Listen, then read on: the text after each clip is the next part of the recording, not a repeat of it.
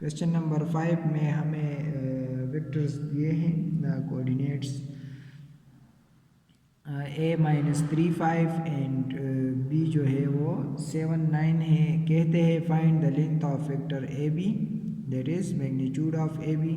Vector length का मतलब क्या है कि हम इसका मैग्नीट्यूड मालूम करेंगे and find the unit vector A B. ठीक है, तो सबसे पहले इसको मैं यूनिट वेक्टर इसके साथ लिखता हूँ -3i + 5j।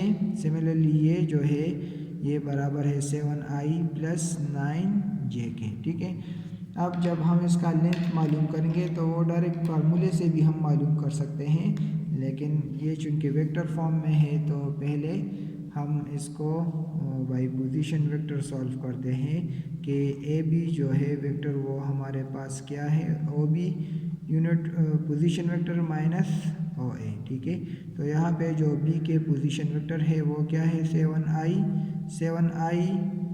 + 9j माइनस, देखिए एक ये माइनस है और ये भी माइनस है, तो ये प्लस हो जाएगा 3i और -5j। तो ए बी जो वेक्टर है ए बी वेक्टर वो क्या होगा 7i + 3i 10i और ये 9j - 5j + 4j। ठीक है, अब हम इसका मैग्नीट्यूड यानी लेंथ मालूम कर सकते हैं। ये 10² + 4² √। 10² से क्या आता है 100 और +16, तो इसका जो स्क्वायर रूट हमारे पास आता है वो है √116। ये जो मैग्नीट्यूड हमने मालूम किया 116, इसकी जगह मैं 4 × 29 लिख सकता हूँ और 4 का जो स्क्वायर रूट है वो 2, तो ये 2√29 हो गया। तो इस तरह जो लेंथ हमने ए बी का मालूम किया ए बी वेक्टर का वो 2√29 है, और ए बी वेक्टर जो हमने मालूम किया था वो हमारे पास क्या था 10i + 4j। अब यहाँ से हम जो इसका यूनिट वेक्टर है वो मालूम कर सकते हैं। ए बी जो यूनिट वेक्टर है वो बराबर होगा A B vector divided by A B magnitude. ठीक है, तो ये 10i + 4j divided by A B magnitude यहाँ पे जो हमने अभी मालूम किया है वो ये है। तो इसको हम इस तरह लिख सकते हैं कि 10 divided by 2√29i + 4 divided by 2√29j।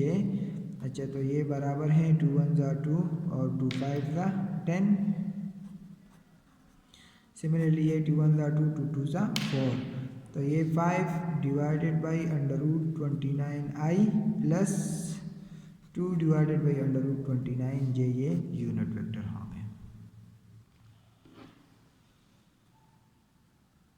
तो क्वेश्चन 7 है, इसमें हमें कोऑर्डिनेट दिए हैं पी और क्यू के कोऑर्डिनेट 2 4 6। तो इसको मैं इस तरह लिख सकता हूँ कि 2i + 4j + 6k और इसको 1i - 2j + 3k लिख सकता हूँ। और कहते हैं कि find components of P Q and magnitude of P Q. तो कंपोनेंट्स ऑफ पी क्यू इसका मतलब ये है कि ये पोजीशन वेक्टर ऑफ पी है और ये पोजीशन वेक्टर ऑफ क्यू है ओ क्यू। ठीक है, तो जो पी क्यू है कंपोनेंट्स ऑफ पी क्यू हम इस तरह मालूम कर सकते हैं कि ये O Q minus O P. तो ओ क्यू ये है 1i - 2j + 3k। ठीक है, माइनस ओ पी इसको माइनस से मल्टीप्लाई करें -2i -4j -6k हो जाएगा। तो जो पी क्यू है वो वेक्टर हमारे पास क्या होगा 1 - 2i -i ये यूनिट वेक्टर -2 - 4 -6j + 3 - 6 - 3k। तो इसके जो कंपोनेंट्स है कंपोनेंट फॉर्म में फिर इसको हम यूँ लिख सकते हैं कि -1 - 6 - 3, तो ये इसके कंपोनेंट हो गए। ठीक है, कंपोनेंट ऑफ इस तरह लिख सकते हैं हम कंपोनेंट्स ऑफ पी क्यू जो है वो हमारे पास क्या है -1 -6 एंड -3।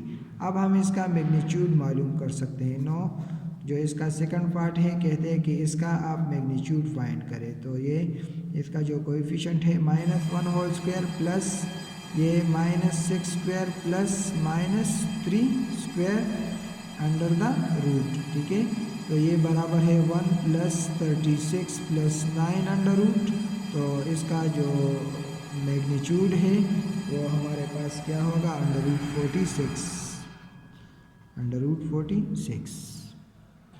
क्वेश्चन नंबर 8 में हमें इनिशियल पॉइंट P और टर्मिनल पॉइंट Q दिया है और इन दोनों में एक मिसिंग है। तो कहते हैं कि वो आप मिसिंग पॉइंट मालूम करें। तो पार्ट नंबर 3 में PQ वेक्टर दिया है जिसके कंपोनेंट -1 3 -2 है और पॉइंट P2 -1 -3 है और जो टर्मिनल पॉइंट है Q वो अननोन है। तो इसके लिए हम XYZ सपोज करते हैं कि तो हम XYZ मालूम करेंगे, यही हमारा टर्मिनल पॉइंट होगा।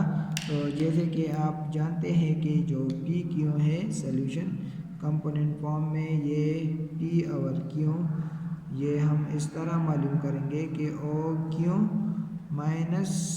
- OP, ठीक है।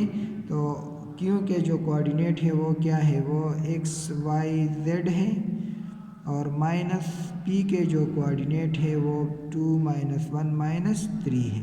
तो PQ हमारे पास जो आएगा वो x - 2 y -into -y +1, ठीक है। और ये z -3 होगा, z -3। लेकिन बट जो हमें गिवन है, बट जो PQ हमें दिया है उसके कोऑर्डिनेट क्या है, वो -1 3 -2 है। तो इसका मतलब ये है कि ये दोनों इक्वल होंगे, ये भी PQ है और ये भी PQ है। तो अगर हम दोनों का मुवाज़ना करेंगे, कंपेयरिंग, तो इसका मतलब ये है कि x - 2 y +1 और z -3 जो है ये कंपोनेंट्स बराबर होंगे -1 3 -2 के, ठीक है।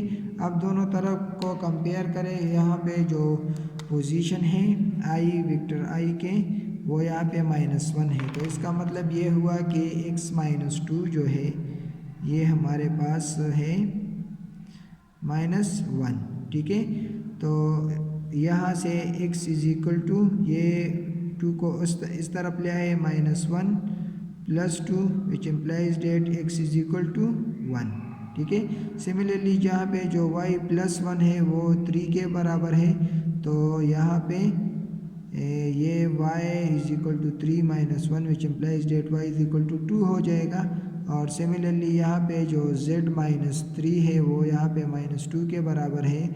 तो देखिए z = -2 + 3 which implies date z = 1 के बराबर है। तो जो टर्मिनल पॉइंट था Q हमारे पास वो XYZ था और XYZ के जो कोऑर्डिनेट है वो हमने फाइंड किए हैं। x जो है वो बराबर है 1 के और y जो है वो 2 के बराबर है और z जो है ये 1 के बराबर है। तो इस तरह हमने टर्मिनल पॉइंट भी मालूम किया।